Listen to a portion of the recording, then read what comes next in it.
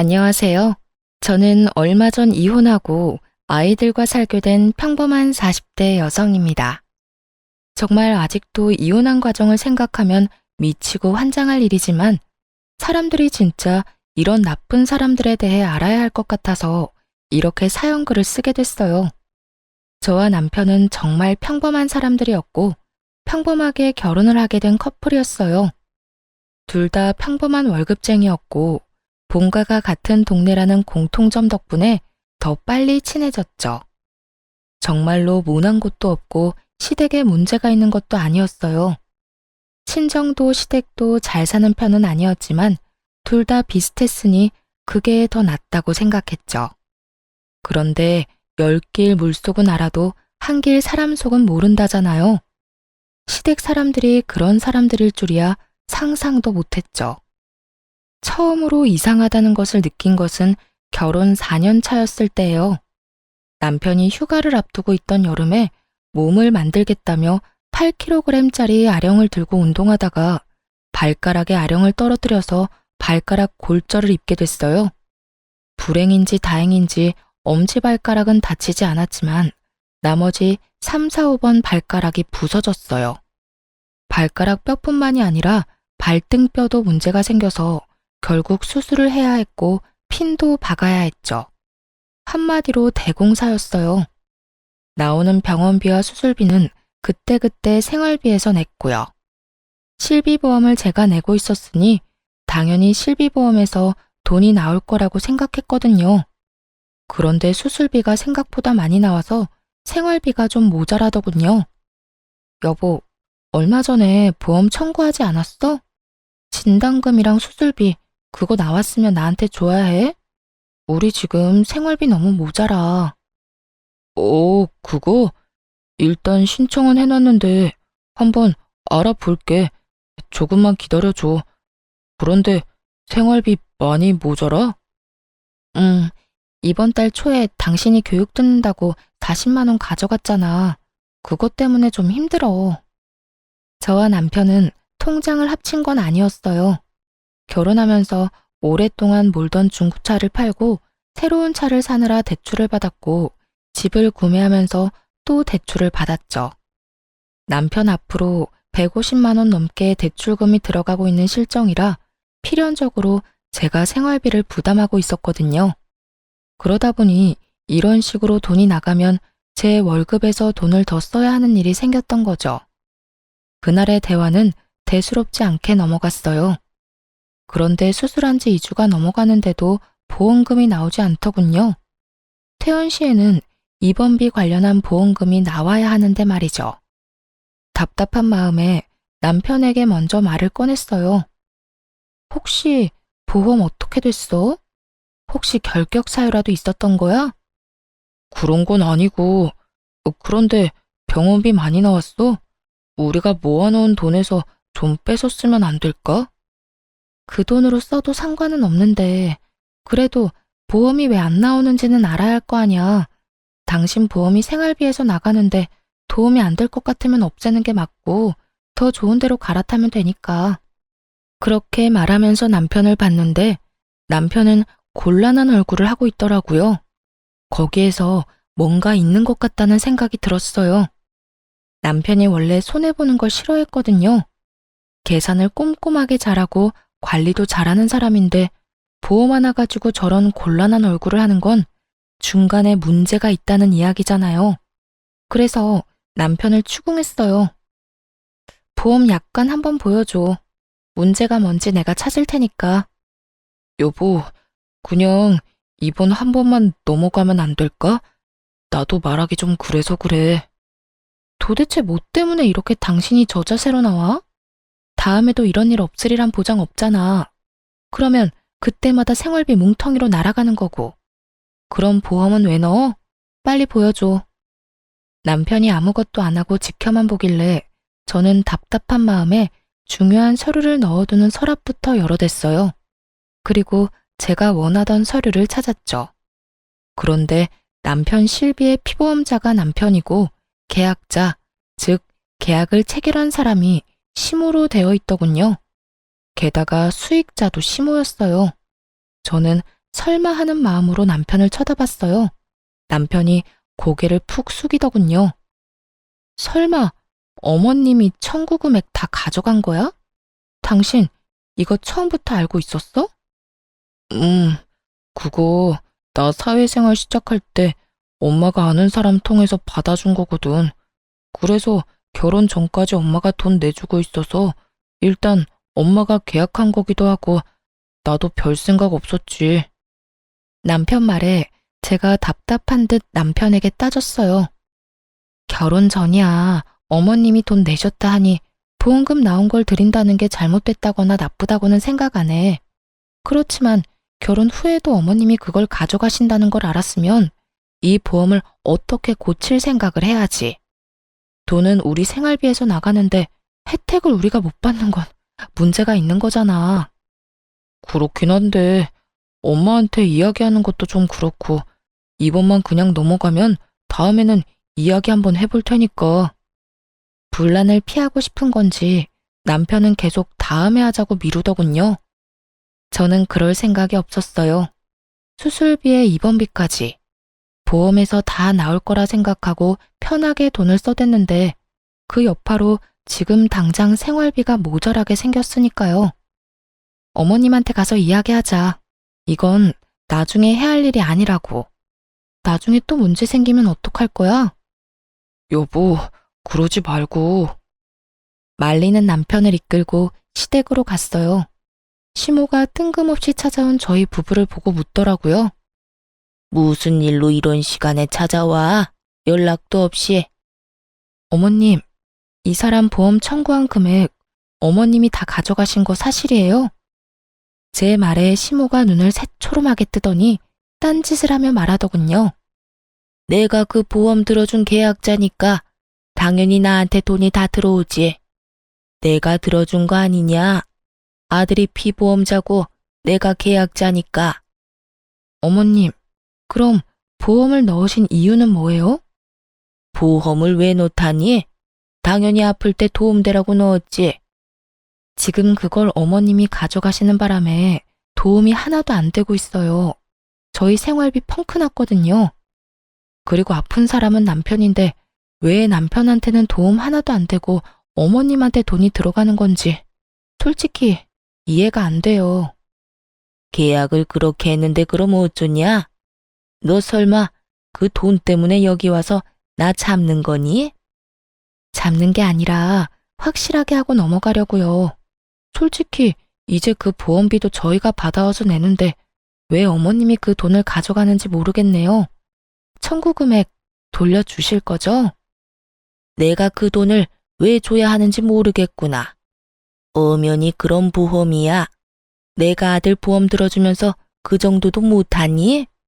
아니 꼬우면 내가 아들 키워준 대가라고 생각해. 어이없는 말을 들으니 답답하기만 하더군요. 저는 찍소리도 못하고 가만히 있던 남편을 불렀어요. 여보, 당신은 어떻게 하고 싶어? 이렇게 앞으로 병원비 보험 지원도 안 받으면서 생돈으로 다 낼 생각이야? 그건 아니지만. 남편은 정말 답답하게도 저와 시모 사이 눈치만 보더군요. 하긴 자기 입으로 무슨 말을 하겠어요? 결혼 전에는 시모가, 결혼 후에는 제가 내줘서 본인이 돈 낸 적은 한 번도 없으니 말이죠. 남편에게 말해서 안 될 것 같아서 시모에게 단도직입적으로 말했어요. 그러면 계약자를 남편 이름으로 변경해 주세요. 수익자도 당연히 남편으로 해주고요. 남편이 애도 아니고 자기 결정권 없는 사람도 아닌데 굳이 계약자 피보험자 나눌 필요 없잖아요. 그리고 무엇보다 돈을 우리가 내고 있으니까요. 내가 왜 그렇게 해줘야 해? 너희 참 이상하구나. 그럼 여태껏 내가 낸 돈은 어쩌라는 말이니? 지금 이 상황에서 이상한 건 어머님이시죠. 설마 아들 아픈 걸로 용돈벌이 하시려는 건 아니죠? 제 발언이 조금 강했던 건지 시모 얼굴이 완전 황당하다는 듯 벌겋게 달아오르더군요. 무슨 말을? 이 상황이 딱 그거잖아요. 정작 아픈 아들이 돈 다 내고 치료받았는데 보험은 어머님이 다 먹겠다는 말이 그 뜻으로밖에 안 들리잖아요. 제가 어플 체크해보니 여태 보험비를 아예 안 받았던 것도 아니고 그 전에 받으신 것만으로도 내신 금액은 돌려받으신 것 같은데요. 제 말에도 시모는 아무 말 없이 입만 꾹 닫고 있더군요. 더 이상 말하면 자기 얼굴에 똥칠하는 것밖에 안 되니 모르쇠로 일관하려는 느낌이었어요. 그 모습에 저도 마음 단단히 먹었죠. 지금 당장은 남편 건강이 그리 나쁘지 않아서 저 보험이 필요 없을 수도 있지만 나중에 나이가 들면 저희가 얼마나 큰 손해를 보겠어요. 그래서 남편에게 말했죠. 어머님은 계약자 수령인 바꿀 생각 없으신가 보네. 그럼 어쩔 수 없지. 퇴원하고 당분간은 시댁에서 지내. 당신 다리 다 나아서 목발 없이 다닐 수 있을 정도 되면 그때 집으로 와. 그 전에는 집에 돌아올 생각 말고. 여보, 그게 무슨 소리야? 무슨 소리긴. 어머님이 보험금 다 가져가신다잖아. 나는 생활비로 병원비, 보험비 다 내고도 보험금 못 받는 사람 됐으니 당신 수발까지 못 든다는 말이야. 어머님이 그 큰 돈 다 가져가셨으니 어머님이 알아서 당신 간병해 주시겠지. 나는 돈 날리고 무보수 노동까지는 못해. 게다가 당신 집에 있으면 돈만 더 나가고. 어머님이 받아가신 돈만큼 여기서 신세지다가 와. 어머님도 고생하세요. 이 사람 아직 해야 할 거 많아서 도와주셔야 할 거예요. 그렇게 말하며 제가 주섬주섬 제 물건을 챙기자 시모의 꾹 닫힌 입이 다급히 열리더군요. 너 그게 무슨 소리야? 내가 왜 아들 병간호를 해? 제 말 못 들으셨어요? 어머님이 받아가신 돈만큼 고생하시라는 말이에요. 계약자 변경 안 해주신다니 어쩔 수 없죠. 앞으로 남편 아프면 시댁으로 보내드릴게요. 안 아프면 좋지만 나이 들수록 아플 일만 남은 거 아시죠? 여보, 진짜 나 놔두고 가는 거야? 잠깐만. 이건 당신 책임도 있는 거 알지? 미리 이야기하고 어떻게든 했어야 하는 건 당신이지. 알아서 어머님 설득시켜서 돌려놓거나 아예 안 먹힐 것 같으면 보험 해지해. 나는 그 돈 계속 내줄 생각 없으니까 잘 해결하고 와. 그렇게 이야기하고 나와버렸죠. 솔직히 진짜 화났거든요. 그런 이야기를 저한테는 해야 하는 거 아닌가요? 그래도 안 보이니 속은 좀 편하더라고요. 남편이 오른쪽 발을 다치는 바람에 아침에 누가 운전해주지 않으면 직장에도 못 가고 병원도 못 가는 상황이었거든요. 생활비는 제가 가지고 있으니 택시는 못 탈 거고 매일 아침 저녁으로 시모가 남편 직장 병원까지 왔다 갔다 해야 할 판이었죠. 그리고 저는 남편이 시댁에 가 있는 동안 돈 한 푼 안 줬거든요. 돈 받아간 사람은 따로 있는데 제가 돈을 줄 이유가 없잖아요. 그렇게 일주일을 버티더니 결국 시모가 남편을 돌려보냈더군요. 변경된 보험 계약과 함께 말이죠. 저는 원하는 걸 얻었고 남편도 자기 보험 자기가 찾아왔죠. 그런데 남편 얼굴이 생각보다 개운한 얼굴은 아니더군요. 왜 그런 표정이야? 이제 당신 아파도 걱정할 거 없는데. 그렇지. 그냥 엄마한테 좀 미안해서 그렇지. 미안하게 생각하지 마. 그게 이상했던 거고 지금 이게 정상인 거야. 다 큰 자식 아픈 걸로 돈 버는 건 좀 아니지. 비용도 우리가 다 내는데. 그리고 어머님도 분명히 이해할 때가 올 거야. 그렇게 이야기했더니 남편이 고개를 끄덕이더군요. 아픈 자식에게 더 해주고 싶으면 더 해주고 싶지. 자식한테 가야 할 것까지 모조리 뺏어오겠다는 생각을 하는 부모가 어디 있겠어요? 사실 저희 어머니가 시모와 같은 동네 살아서 오가며 인사도 하고 아는 사람도 많았던지라 걱정이 됐는데 다른 사람에게 이야기해봐야 자기만 손해라는 걸 아는지 아무 말도 안 했더라고요. 그렇지만 이 일로 시댁과 저는 거리가 생겨버렸잖아요. 그래도 미래에 더 큰 병으로 이런 일 생겼으면 더 돌이킬 수 없었을 거라는 생각을 하면 차라리 지금 좀 척치는 게 나을 수도 있다고 생각했어요. 하지만 그 일로 인해 제 마음속에 시모에 대한 이미지는 완전히 박살이 나버렸죠. 그렇게 교양 있어 보이고 사람 좋아 보이던 시모가 돈이라면 환장을 하는 사람처럼 보이기 시작했거든요. 그래도 그 이후로 저희한테 돈을 요구한다거나 하지는 않았어요. 그런데 사건은 의외의 곳에서 터지는 법이더라고요. 저와 남편은 결혼하면서 신혼집을 마련할 때 남편 4천, 저 2천, 친정에서 3천, 나머지는 대출로 집을 샀거든요. 대출을 남편이 갚기로 하면서 명의는 남편 앞으로 하기로 했어요. 솔직히 우리 돈이 들어가기는 하지만 저희 돈은 리모델링비랑 혼수로 거의 다 쓰게 됐으니까요. 그리고 결혼 후 새로 사야만 했던 새 차의 할부금도 남편이 갚고 있는 중이었거든요.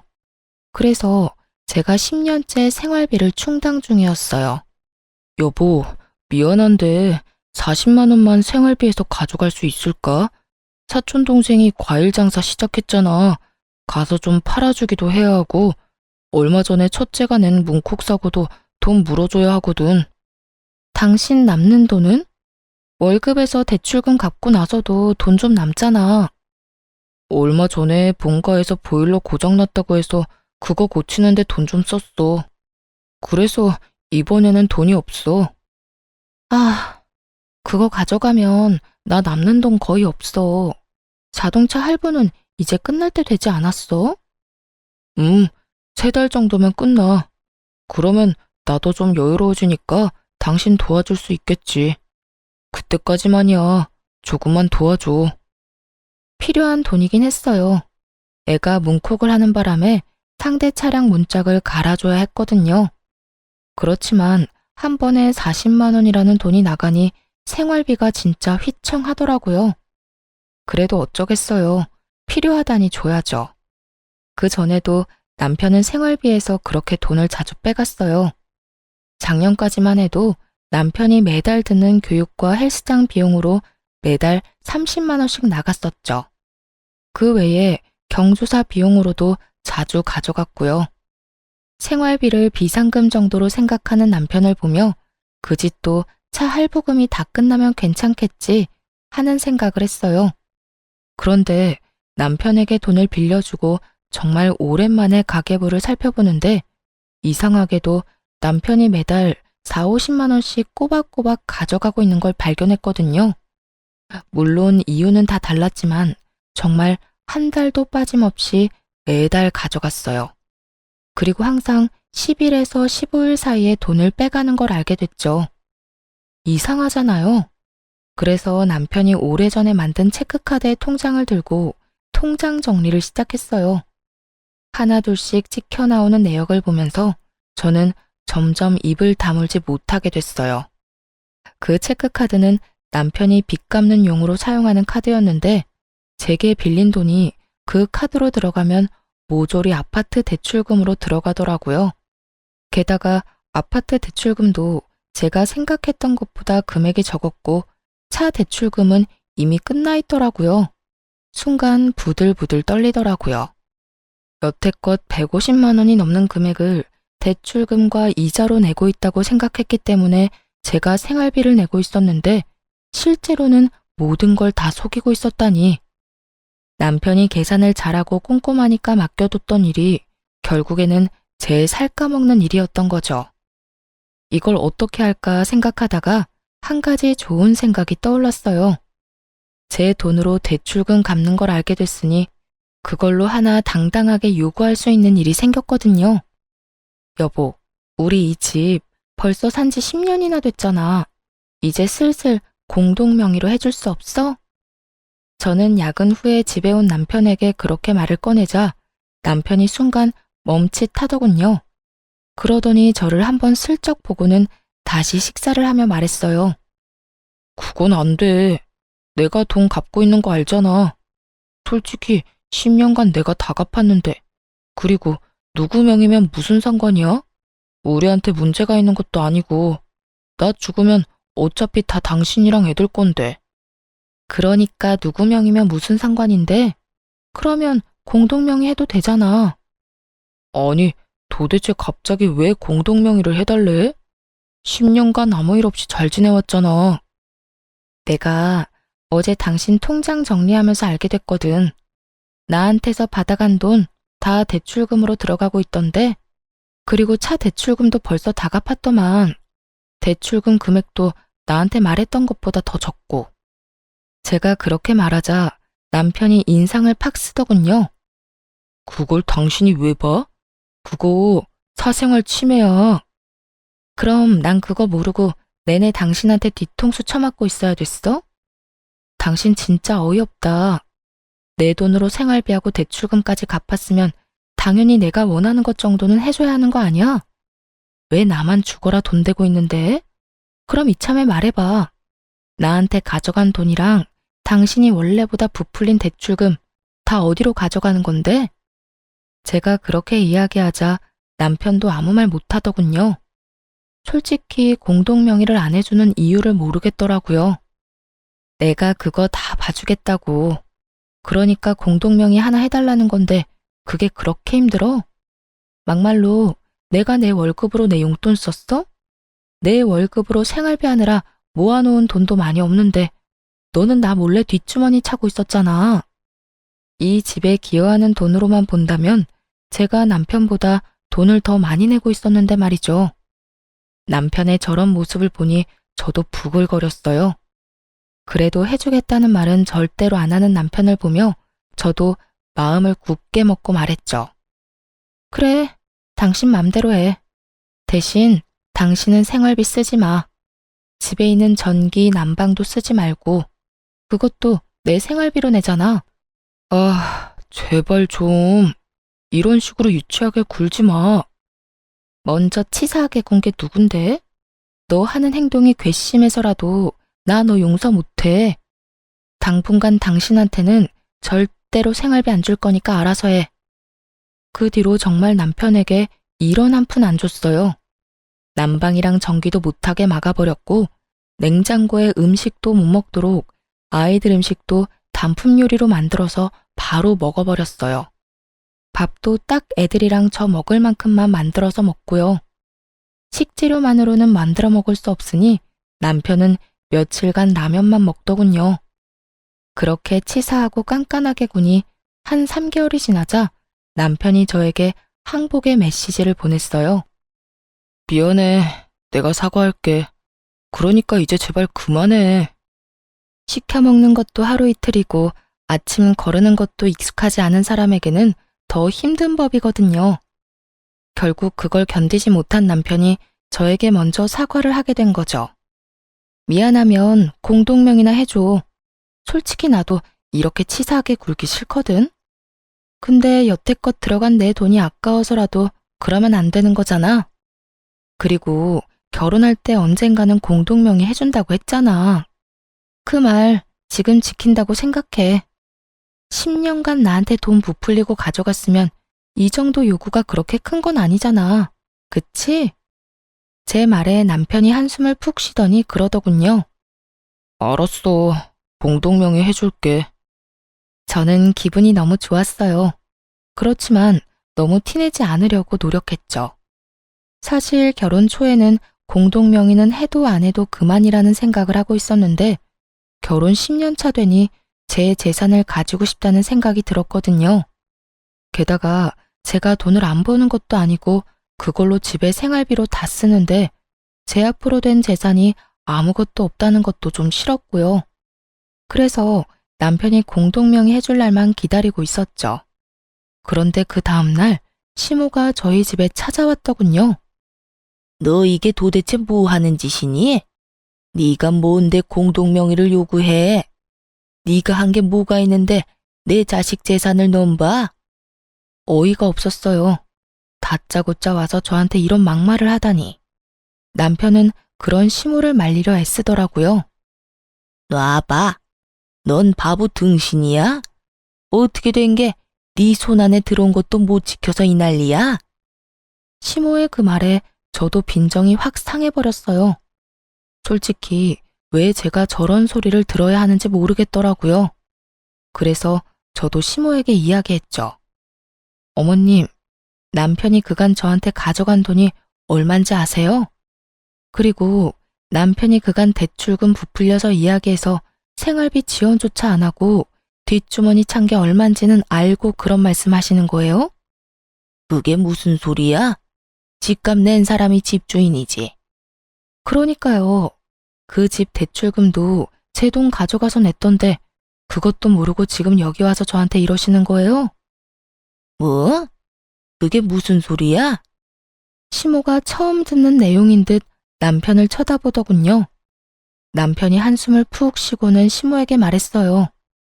제가 와이프 생활비로 대출금을 좀 냈어요. 얼마를? 한 달에 4, 50만 원 정도요. 올랑. 화내려는 시모 앞에 제가 한마디 더 붙였어요. 매달요. 10년간. 그래도 그렇지. 4, 50만 원은 내줘도 되지. 제가 생활비로 150, 200 정도 이미 내는데도요. 생활비도 네가 내냐? 넌 생활비 안 줘? 네. 남편 말에 시모가 눈을 질끈 감더군요. 제가 이 집과 생활 유지에 돈을 더 많이 내는데 그거 요구하는 게 과한 일인가요? 나는 모르겠다. 니들이 알아서 해라. 시모는 무슨 말이 하고 싶어서 왔는지는 모르겠지만 그 말만 남기고 후다닥 사라졌어요. 분명히 아들 편을 들며 저를 혼내주고 싶었던 모양인데 어쩌겠어요. 사실로 따지면 제가 그 집을 가져도 모자란 것을. 그리고 솔직히 애초에 리모델링 비용까지 하면 오로지 남편 거라고 하는 것도 웃기잖아요. 그렇게 남편은 조만간 공동명의 해주겠다고 약속까지 했어요. 기분이 좋았지만 그 기분도 금방 가라앉았어요. 남편 때문이 아니라 친정 사정 때문에요. 저희 친정어머니가 지병으로 몇 년을 앓고 계셨는데 당장 수술이 필요한 상황이었거든요. 게다가 저는 생활비 쓰느라 돈 모아놓은 것도 많지 않았고요. 남편과 함께 모아둔 돈은 더 큰 집으로 가거나 애들 교육에 쓸 목적으로 모은 거였거든요. 제가 남편에게 슬쩍 물었죠. 여보, 우리 모으고 있는 돈 좀 빌려줄 수 있어? 우리 엄마 이제 곧 이식 수술인데 수술비가 너무 많이 들어서. 장모님 이식 수술 잡혔어? 그런데 어쩌지? 그 돈 지금 빼면 더 손해야. 이때껏 모아놓은 돈은 다 더 부풀리려고 각종 펀드랑 주식에 넣어놨잖아. 지금 팔면 원금도 보전 못해. 남편이 난색을 표하며 안 된다고 하더군요. 그거 말고 지금 모으고 있는 돈들은 그냥 적금만 깨면 되니까 괜찮잖아. 그래도 그건 우리 집에 문제 생기면 사용할 비상금이잖아. 그걸 장모님 수술비로 주는 건 좀... 처남은? 처남은 돈 없대? 걔 이제 막 결혼했는데 무슨 돈이 있겠어? 그러지 말고 좀 빌려줘. 엄마 수술하고 나면 조금이라도 갚아줄 테니까. 안 된다니까 왜 이래? 그 돈은 안 쓸 거야. 단호한 남편 답변에 속이 확 상했어요. 설마 제가 공동명의를 해달라고 했다고 그걸 이런 식으로 갚나 싶은 생각까지 들 정도였죠. 그럼 공동명의나 빨리 해줘. 꽥 소리 지르고 그날 대화는 그렇게 종료됐어요. 장모님이 아프다는데 괜찮냐는 말은 한마디도 없고 돈은 절대 못 빌려준다는 남편놈에게 우라가 치밀었어요. 그 다음날 남편이 야근하는 동안 저는 칼퇴근하고 집에 와서 남동생을 불렀어요. 누나, 엄마 수술비 어떡할 거야? 엄마 보험은 없나? 보험 있긴 한데 기대하기는 좀 어려워. 특약도 많이 없었고 그냥 기본이라. 낸 만큼 다 못 돌려받을 가능성이 높지. 너희 매형도 진짜 너무하지 않니? 어떻게 장모님 아프다는데 돈 절대로 못 빌려준다고 그렇게 선을 긋고. 너무 그렇게 생각하지 마. 매형도 생각이 다 있겠지. 일단은 대출이라도 해봐야지 뭐. 그렇다고 엄마 저대로 수술도 못하게 둘 수 없잖아. 아버지 돌아가시고 우리 두 남매 키우느라 고생하셨잖아. 호강도 못 시켜드렸는데. 동생을 집으로 부른 건 반찬을 싸서 주기 위해서였어요. 올케가 입덧이 심했는데 저번에 저희 집에서 먹었던 음식이 너무 먹고 싶다고 해서 저희 집 반찬하면서 겸사겸사 양을 더 많이 해서 만들었거든요.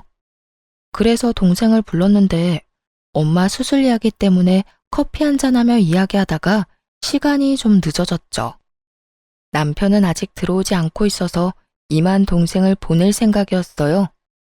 반찬 양이 많아서 동생 배웅도 할 겸 지하 주차장으로 같이 내려갔어요. 엘리베이터 타고 내려서 동생 차에 반찬이랑 애기용 물품을 싣고 있는데 뒤에서 익숙한 목소리가 들리더군요. 그러니까 미친 거지. 왜 내가 모아둔 돈을 처가에 갖다 붓냐? 와이프가 정신이 나간 거지. 얼마 전에는 돈독이 올랐는지 집도 공동명의 하라고 해서 난리도 아니었잖아. 아무리 봐도 남편 목소리였어요. 순간 벙쪄서 아무 말도 못하고 듣기만 하는데 가관도 아니었어요. 내가 나서려니 동생이 갑자기 조용하라는 제스처를 하며 폰을 꺼내 허둥지둥 녹음 버튼을 누르더라고요. 공동명의 해줬냐고? 내가 왜? 나 그거 해줄 생각 없어. 그냥 말만 그렇게 해놓은 거야. 안 해주면 지가 어쩔 건데? 진짜 괘씸해서라도 안 해줄 거야.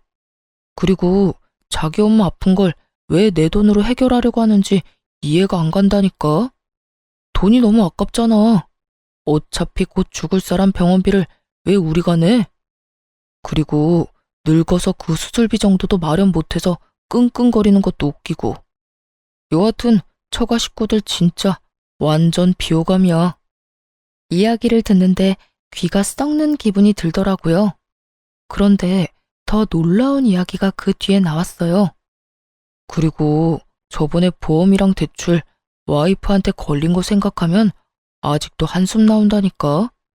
그래, 그 보험 청구 금액 와이프 몰래 엄마랑 나눴거든. 병원비는 생활비로 내고. 근데 그거 안 준다고 쌩 난리를 치더니 결국 나 본가해버리고 가버리는 거 보고 완전 정이 뚝 떨어지더라니까. 그걸로 이번에도 비상금 잘 모을 수 있었는데 딱 걸려가지고 대출금도 와이프 돈으로 야금야금 잘 넣고 있었거든. 부풀려서 이야기해서 생활비도 와이프가 다 내도록 설계 다 해놨는데 말이지. 이번에 걸리는 바람에 다음 달부터 와이프가 돈 달라고 할까봐 그게 걱정이야. 누구랑 무슨 통화를 하고 있는지는 모르겠지만 제 속내를 그대로 드러내는 남편놈 목소리를 들으며 진짜 하늘이 무너지는 기분이었어요. 처음부터 제 돈으로 자기들 배를 열심히 채우고 있었더라고요. 완전 열이 받을 대로 받은 저는 씩씩대며 주변을 살폈어요. 남편은 제가 지하 주차장에 있을 거라는 생각도 못하고 통화 끝나고 올라가려고 통화를 이어가고 있더군요. 저는 올케한테 챙겨주려던 겉절이 김치의 뚜껑을 열어서 남편에게 다가갔어요.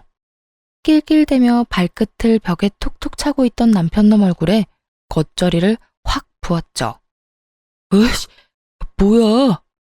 겉절이 맞은 남편놈이 얼굴을 들어 인상을 쓰더군요. 그리고 그 앞에는 그 인상보다 더 더러운 표정의 제가 있었죠. 야, 너 우리 엄마 수술비 안 빌려준다던 게 돈이 아까워서 그런 거였어? 어? 말해봐. 통화할 때는 말만 잘하더니 왜 꿀먹은 벙어리야? 저는 남편놈 멱살을 쥐면서 남편을 추궁했어요. 그랬더니 동생이 급히 저를 뒤에서 말리더군요. 누나, 참아. 이렇게 화낸다고 될 일 아니잖아. 누나가 일단 참아. 아이씨, 더 이상 나 열받게 하지 마. 지금 이 상황도 짜증내기 일보 직전이니까. 방구 낀 놈이 성질낸다고 딱 그거였어요. 지금 네가 짜증이 나? 그래, 내고 오늘 너 죽고 나 죽자, 어? 열받은 제가 또 달려들자 동생이 말렸어요. 너 이대로 나 안 넘어가? 이혼해. 당장 이혼하자고. 이딴 식으로 너한테 돈 한 푼이라도 더 주면 내가 등신이고 바보 천치지. 누가 그런다고 겁낼 줄 알아? 이혼? 그래, 해. 하면 되지 왜 못하겠어?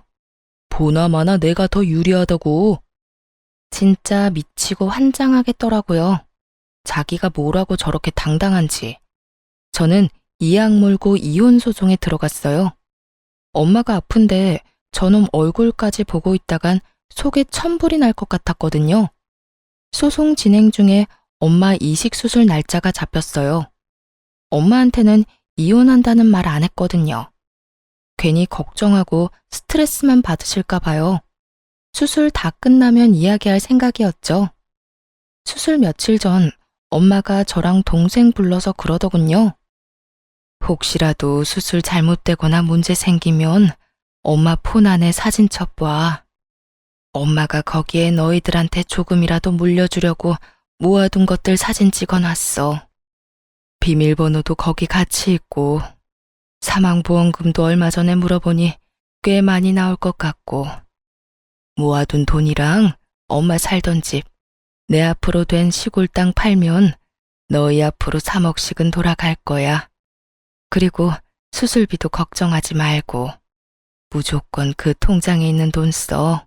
알았지? 동생과 저는 깜짝 놀랐어요. 평소 친정엄마가 항상 돈 없다는 말을 밥 먹듯이 하니 저도 동생도 당연히 어머니에게 돈이 없다고 생각했거든요. 그런데 이렇게 알뜰살뜰 모아놨을 줄은 상상도 못했죠. 이제 수술만 잘 되면 된다고 생각하고 있었는데 수술 도중에 어머니가 돌아가셨어요.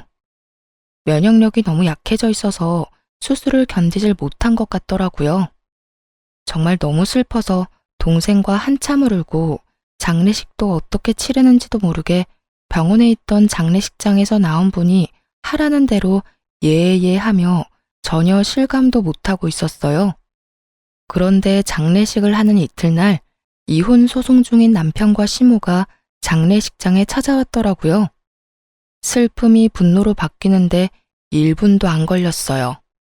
그래도 입술을 꽉 깨물며 어머니 가시는 길에 분란 안 일으키려고 조심하고 있었는데 남편 놈이 어머니 영정 앞에서 울고불고 곡소리를 내며 대성통곡을 하는 거예요.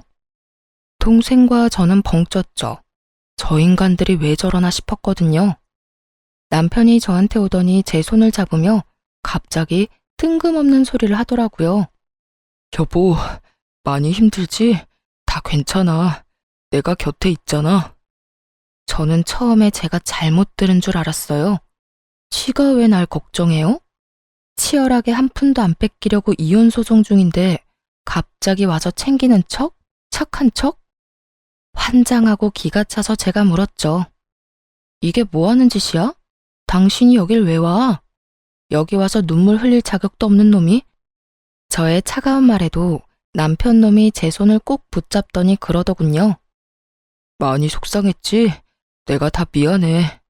이렇게 장모님 잃고 나니 당신이 얼마나 소중한지 깨달았어. 그러니까 우리 이후는 없던 걸로 하고 다시 잘 살아보자. 점점 더 기괴해지는 남편놈 행동에 저는 이 인간의 의중을 알 수 없어서 궁금증만 생길 뿐이었어요. 다시 잘 살아? 당신이랑 내가 왜? 나한테 한 푼도 주기 싫어서 이혼 소송도 그렇게 지랄맞게 하고 있으면서?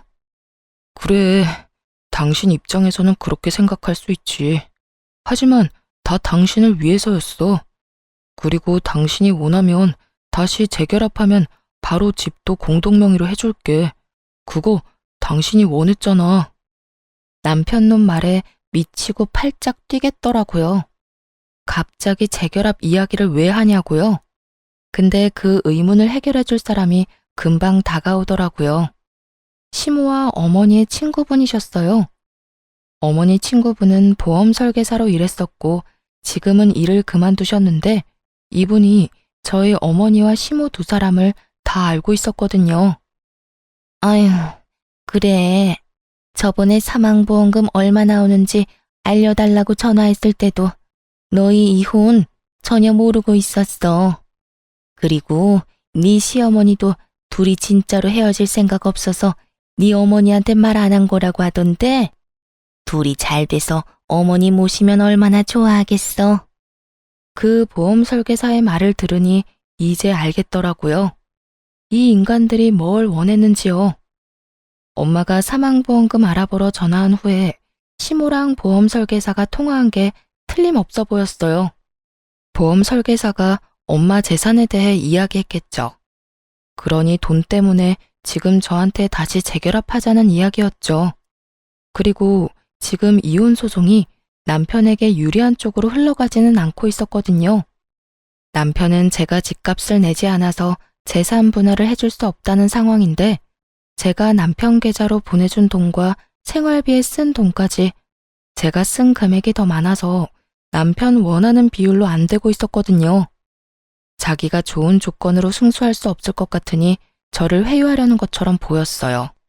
게다가 유산으로 돈이 많이 나온다니 그것도 노렸을 테고요. 제가 몰랐으면 몰랐지 남편과 시모의 행동과 생각을 모두 알고 있는데 이런 개수작을 부리다니. 제가 얼마나 만만하게 보였으면 이럴까 싶었어요. 그것도 보인이 된 저희 어머니 앞에서 아까워서 수술비 못 주겠다고 지 입으로 말하던 놈이 뭐가 그렇게 당당한지. 그런데 시모가 그때 제게 다가오더니 굉장히 슬픈 얼굴로 말하더라고요. 아가, 고생이 많다. 우리 애가 철이 없어서 이혼 이야기가 나왔다만 그래도 너희는 애를 낳고 산 부부잖니. 그리고 그렇게 큰 잘못으로 이혼하려는 것도 아니고 잠깐의 치기로 그럴 수 있으니 네가 이해하고 덮어주거라. 그 정도 흠은 살면서 아무것도 아니야. 뻔뻔하게 덮어주라는 말을 하다니. 시모도 남편만큼 뻔뻔하고 염치 없는 행동을 잘하더라고요. 그래서 저도 남편 놈과 시모 우라통 터지게 해주기로 했어요. 저는 남편 팔을 탁 쳐내고 말했어요. 내 대답을 들려줄게. 저는 그렇게 말하고 핸드폰을 꺼냈어요. 그리고 그 안에 저장된 녹음본을 틀었어요. 제일 큰 볼륨으로 말이죠. 여기 장례식장에 있는 모든 사람들이 들을 수 있도록. 그 녹음본은 동생이 그날 녹음한 거였죠. 자기 엄마 아픈 걸 왜 내 돈으로 해결하려고 하는지 이해가 안 간다니까. 돈이 너무 아깝잖아. 어차피 곧 죽을 사람 병원비를 왜 우리가 내? 그리고 늙어서 그 수술비 정도도 마련 못해서 끙끙거리는 것도 웃기고 여하튼 처가 식구들 진짜 완전 비호감이야. 쩌렁쩌렁 남편 목소리가 흘러나오는데 사람들이 수군거리더군요. 하긴 그럴 수밖에 없죠. 여기 있는 손님들 중 엄마 손님과 시모의 지인이 겹치거든요. 기억상실증이라도 걸렸어? 네가 네 입으로 우리 엄마 수술비 안 준다고 했잖아. 그것도 돈 아깝다는 이유로. 그리고 그 돈이 온전히 네 돈이었어? 우리 둘이 같이 모은 돈이었지. 이게 내 대답이다. 알아듣겠어, 정신 나간 놈아? 이제 와서 재결합? 웃기고 있네. 왜? 엄마 죽고 나니까 이제 돈 나갈 거 없어 보이니 나하고 재결합할 생각이었어? 근데 어쩌냐? 너 같은 인성의 남자랑 결혼한 게 내 인생 최악의 선택인데. 2번 다시 몇 억을 너랑 같이 준다 해도 너랑 재결합은 없어.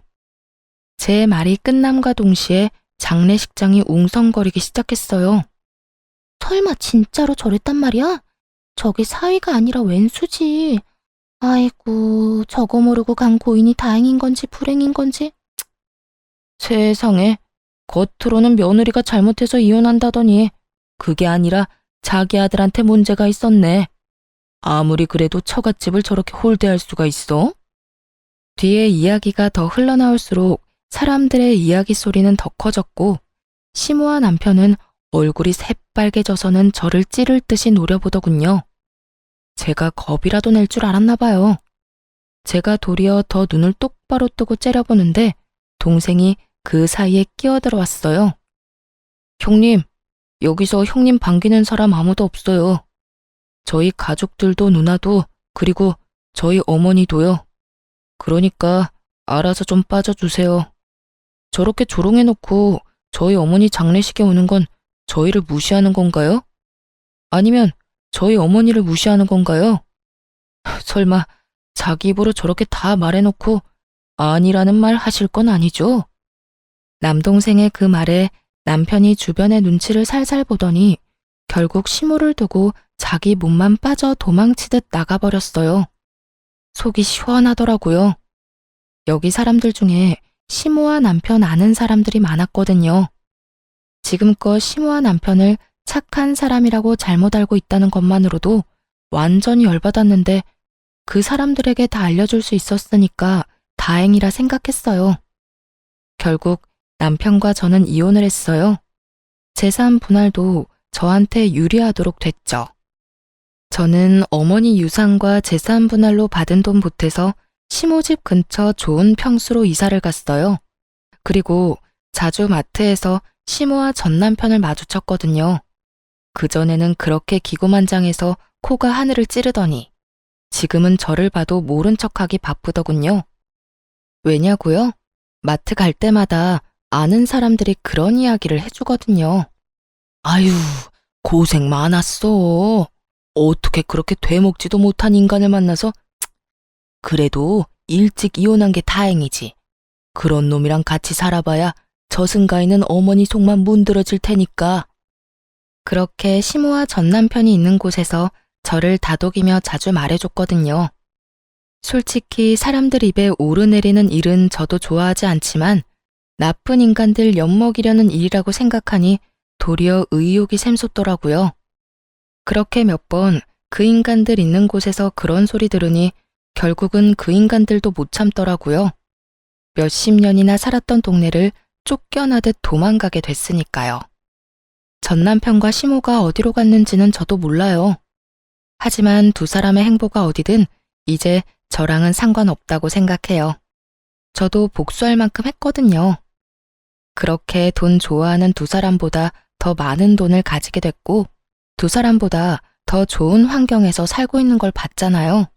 그러니 얼마나 속이 쓰렸겠어요? 남의 떡이 더 커 보인다고 했어요.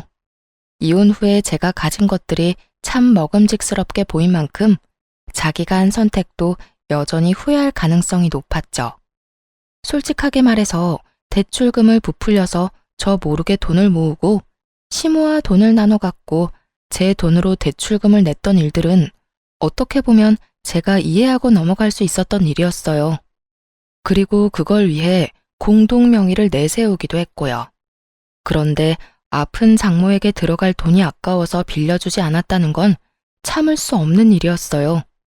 남편이 엄마 수술비를 빌려줬더라면 저는 엄마의 유산으로 남편에게 더 잘해줬을 거예요. 사람 마음이라는 게 힘들 때 도움 주는 사람에게 더 잘해주고 싶거든요. 하물며 가족이 걸린 일인데 제가 얼마나 극진히 남편을 대했겠어요? 그런데 꼴랑 그거 아까워서 자기가 가질 수 있었던 모든 걸 잃게 됐으니 옆에 있을수록 자괴감과 후회가 전 남편과 시모를 무척 괴롭혔을 거예요. 결국은 참다 못해 떠나긴 했지만요. 저는 그들이 사라진 곳에서 편하게 잘 지내고 있어요. 전 남편과 시모가 뭘 하는지 전혀 모르고 연락도 들은 적 없어요. 다만 한 가지는 정확하게 알죠. 여기로 두 번 다시 돌아오지 못할 거라는 거요. 알게 모르게 좁은 동네였거든요.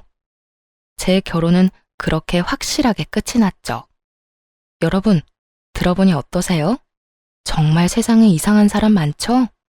겉으로만 봐서는 모른다니까요. 저도 남편이 저런 놈인지 나중에 알게 됐으니까요. 저도 그 일 경험 삼아 사람 보는 눈을 더 기르려 노력 중이에요. 오늘 사연은 저런 인간들도 있다는 걸 알려드리고 싶어서 쓴 거예요. 제 사연 재미있게 읽어주셨다면 감사합니다.